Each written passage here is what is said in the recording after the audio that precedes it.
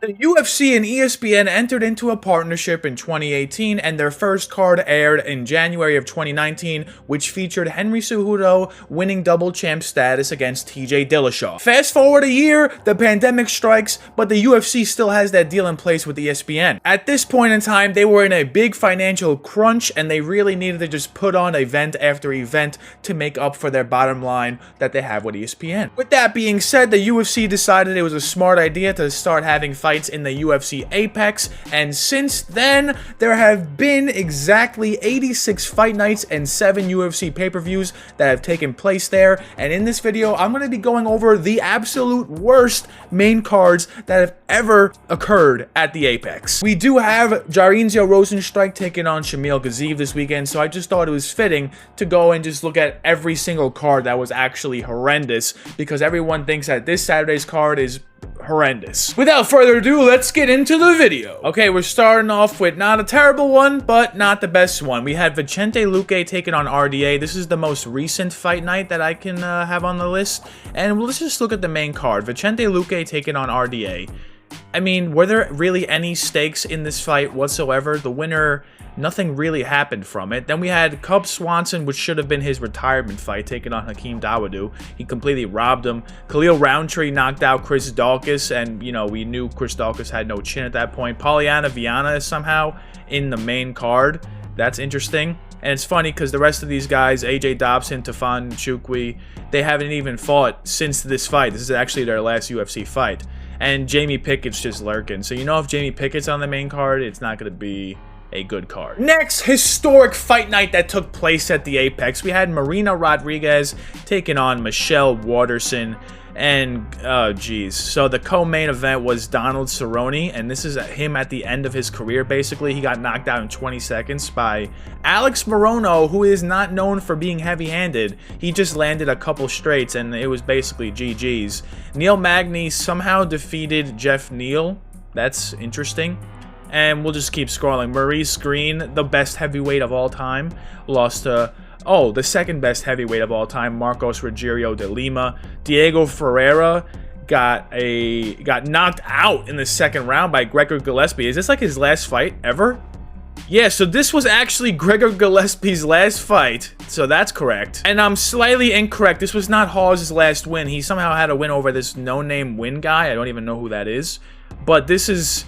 it's been a rough go for Hawes, and this was a pretty bad main card. Next up, we have a pandemic special with Paul Felder taking on RDA. So Paul Felder, at this point, was already retired, and he took this RDA fight on, I believe, like 48 hours notice because Islam had to drop out. So if Islam was the main event here against RDA, can't fault the UFC for that. This would have been a great main card-ish, but let's just do a little investigating. We had Abdul Razak Al-Hassan taking on Chaos Williams in a epic banger that we knew was going to end in KO, so that was a good one. Two women who I don't even... Ashley Yoder, I've heard of. Miranda Granger, not even sure who that is. Then we had Sean Strickland taking on Brendan Allen, which in a fight that just completely shocked me. Sean Strickland just went out there and just completely starched Brendan Allen in round 2. That was crazy. And Kay Hansen, who we know is mid now, got a loss to Corey McKenna. Overall, a pretty mid fight night. Very low stakes in the main event since it was a 48 hours notice Paul Felder. And yeah, overall, not the best card. Next up, we have a fan favorite, Frankie Edgar, taking on Pedro Munoz. Now, this is also prime pandemic. As you can see, August 22nd, I believe this took place in 2020. We had a 5-round war between Munoz and Edgar. I say war very loosely. It was more just like the most boring 5-round main event they could have put on. And the co-main was Marcin Prachniow taking on Mike Rodriguez. That's just funny. So Austin Hubbard was actually on Tough last year, but in this main card, he was the featured fight. This is before he got cut the first time, by the way. And then D-Rod with the sneaky win down there. Maria Agapova, who we know is mid now. Like, what is this card, honestly? I'm just looking at it just again, just good. I mean, Amanda Lemos is just lurking on the prelims. Like, that's interesting. Matthew Semmelsberger as well. Trevin Jones. Timur Valiev, another guy who was on tough with Austin Hubbard. But still, mid-main card. Now, this is going to be a stretch of women's main events. It's not my fault the UFC put on all these women main events. I mean, I get it. They had to churn out, you know, event after event. It's not my fault that they did this, okay? Angela Hill, Michelle Waterson, a fight with completely zero stakes whatsoever. Michelle Waterson won by decision, but, I mean, my goodness. Atman Azaitar got a KO against Kama Worthy, who's probably one of the worst lightweight UFC fighters I've ever seen grace the octagon. Roxanne Modafferi got a win here against Andrea Lee. Ed Herman, who shouldn't even be in the UFC. Mike Rodriguez, a fan favorite. I guess he was the COVID champion. This is his second fight in a row on a whack main card. And Bobby Green taking on, who even is that? Alan Patrick? Not sure. Billy Quarantillo is here. Kyle Nelson, not the worst fighter. You know, a nice 2 fights to start the main card. But then as you just keep going, it's just mid after mid after mid with absolutely zero stakes in the main event. I wouldn't blame you if you missed this one. Now, this is where it gets kind of tricky because a heavyweight main event, it's hard to say that it's bad because it's heavyweights. It's going to end in a finish, so how can you say it's bad? But Derrick Lewis versus Alexei Olenic, yeah, that was... First of all, the main event was very whack. Like, Olenic was fishing for side control, submissions, and Derrick Lewis just does not believe in jiu-jitsu, so it just had no effect on him. And then Chris Weidman, I think this was his comeback fight, and he had a very boring decision in a fight he debatably lost. Darren Stewart's here chilling. Julia Stoliarenko, you know, the girl who tapped out Molly McCann, the girl who just got KO'd by Luana Carolina. She lost to Thiago Santos' wife. That's interesting. Beneil Dariush with a nice KO win to add to the highlight reel. And why not? For yucks. Prelims. Kevin Holland, Joaquin Buckley. Why was this on the prelims? If this was on the main card, I probably wouldn't even have this card on the list. But can you name half these fighters? Maki Pitolo. No. Scott Holtzman. I have no idea. Why is he there? Tim Means is on the prelims as well as Nasrat Hoxparat, Wellington Turman, Gavin Tucker. These are all good names on the prelims, but like they're on the prelims. Who's watching the prelims? They're watching the main card. This was a terrible main card. And that leads me into another heavyweight main event. This had even less stakes than Lewis Olenic. We had Augusto Sakai taking on Alistair Overeem. Alistair Overeem, what happened here? 5th round KO? I don't even really remember. I'm pretty sure Augusto Sakai was like on the come up. He got chin checked by Rozenstruik. Then he seems he has gotten chin checked by Overeem. He had zero grappling whatsoever. Augusto, that is. Ovin St. Peru knocked out Alonzo Menefield in a comeback victory. I remember that vividly. That was a nice one. Michel Pereira, performance of the night. He got a submission in round 3. It looks like against this no-name. Andre Muniz is lurking here. Brian Kelleher, Viviana Raja, who no one cares about. This is not the worst card, but keep in mind, I'm pretty sure these are all the fights, right? Upon further review, guys, this card actually had 7 fights total. 7 fights total. I'm not sure if the UFC has had that little amount of fights in a card ever in like the modern era. And these fights are like supremely mid. So yeah, not a good card. Now, this main event in theory was supposed to be good. You know, Edmond Shabazian is the up-and-coming middleweight prospect, and we have Derek Brunson, the guy who routinely cleans out middleweight prospects. But he really cleaned out Shabazian this night. It was not even close. Derek Brunson won in round 3 with a mercy KO. And then you look at the rest of the card, nothing really to chomp your teeth on. Joanne Wood, Jennifer Maia, okay. Vicente Luque, Randy Brown, that's a pretty good fight. You know, Bobby Green, Lando Venata, not a bad fight. Kevin Holland, Trevin Giles, not a bad fight. You know, overall, not a terrible card with Jonathan Martinez lurking on the prelims. Chris Gutierrez as well. You know, not the worst card, but also not the best card. Now, this is not in chronological order of where I've ranked them, You know, this would probably be like the best of the worst based on, you know, the entire main card. But if you have an unranked middleweight going against like ranked at the time 14 Derrick Brunson, you're in for not a good event. And that leads me to Alexa Grasso taking on Viviane Araújo.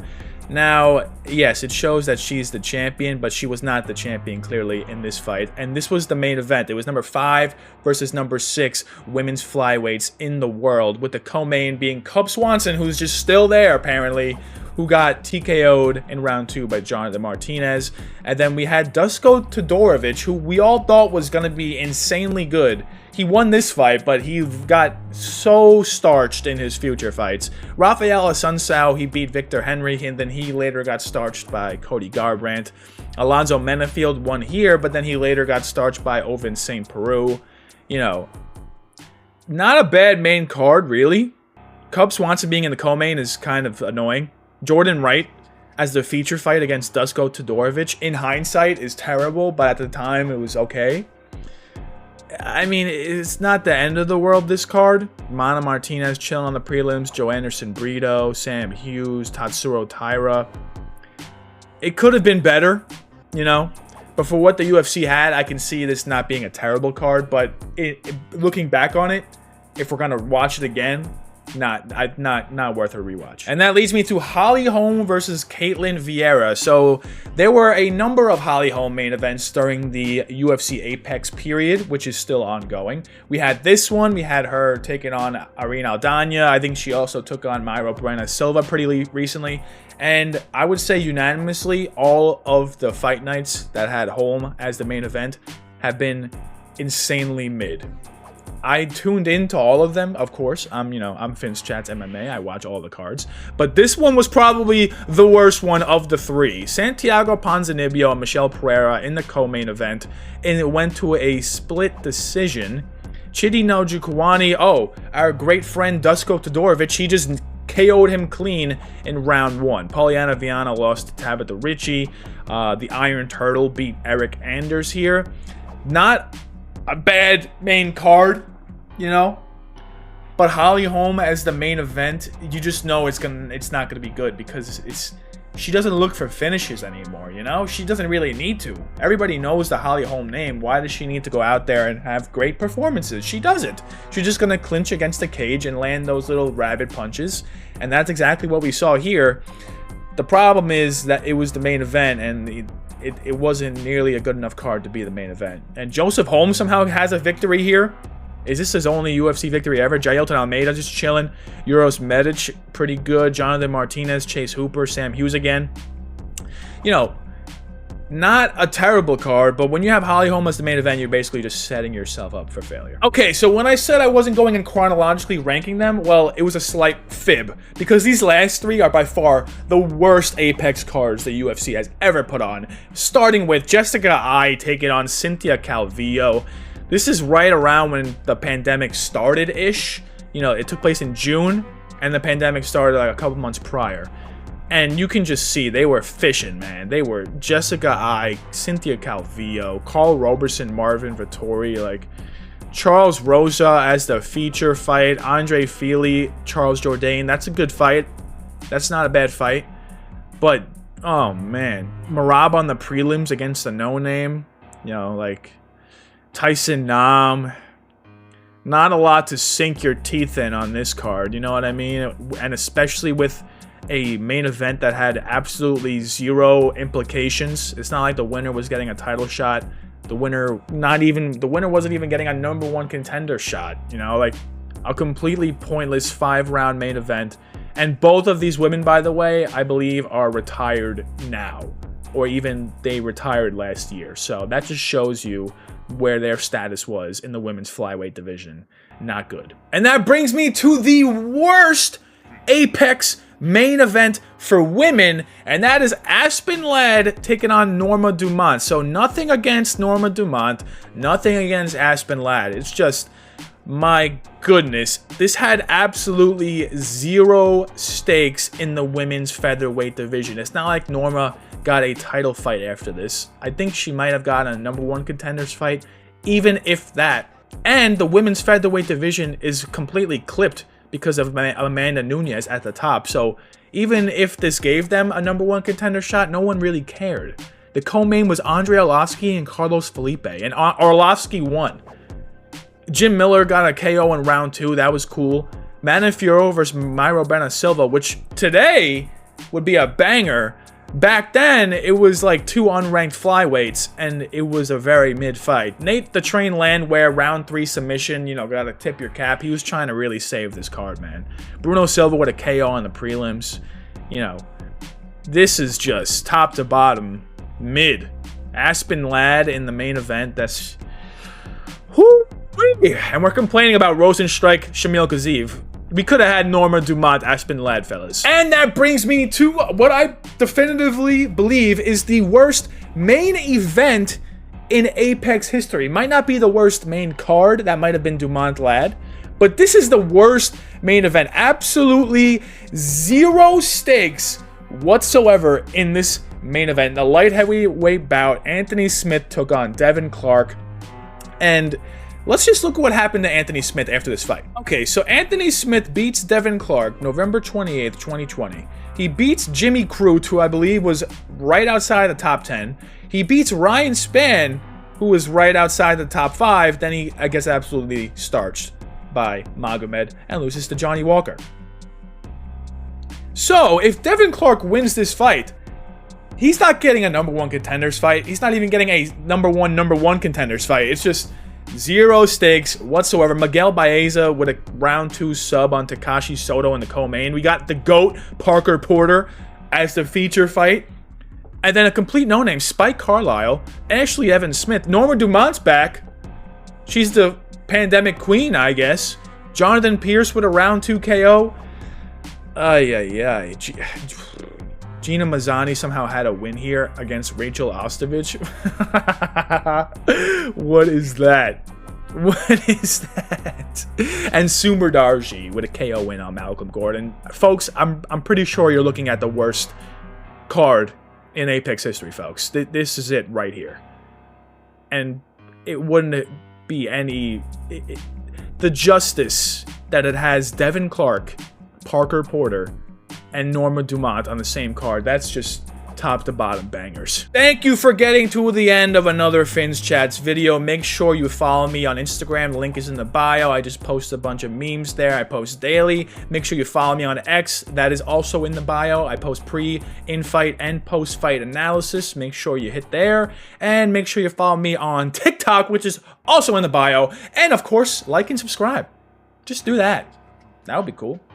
If you'd like and subscribe, then I got to 1,000 subscribers before UFC 300. That would be pretty nice, right? Well, make sure you have a great day. You said it.